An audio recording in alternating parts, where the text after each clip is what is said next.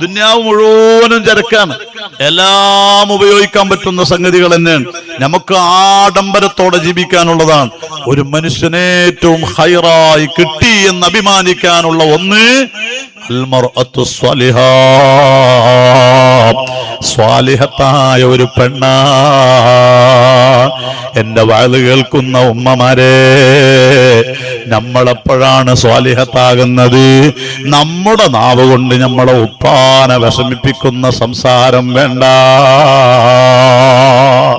ഒരാളും വിഷമിപ്പിക്കാതെ സ്നേഹത്തോടെ കുടുംബജീവിതം നയിക്കാൻ പറ്റും. അള്ളാഹ്ക്ക് ഇബാദത്തെടുത്തുകൊണ്ട് ജീവിക്കാം, സ്വലാത്ത് പെരുപ്പിക്കാം.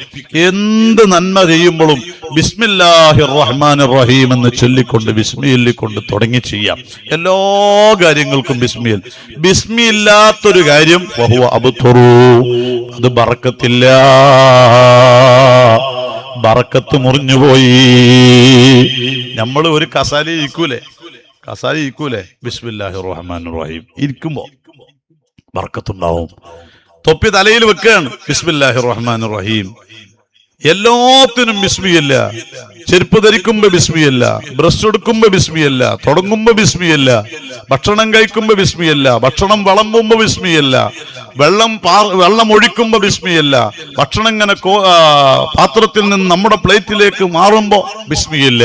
എല്ലാത്തിനും ബിസ്മിയല്ല. ഒന്ന് പരിശോധിച്ചു നോക്കിയേ, ജീവിതത്തിൽ വലിയ വിപ്ലവം ഉണ്ടാവും, വലിയ ബർക്കത്തുണ്ടാവും.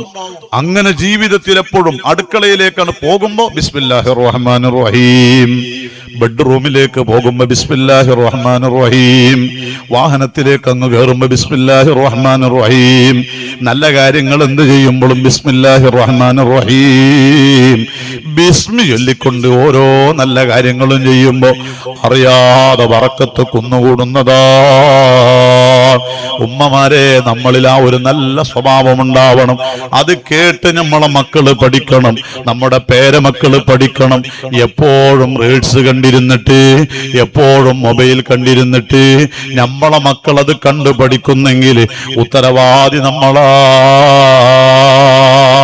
ഈ വയല് കഴിഞ്ഞാൽ നമ്മുടെ മനസാക്ഷിയോട് ഒരു കുത്തു വേണം, ഒരു ചോദ്യം വേണം.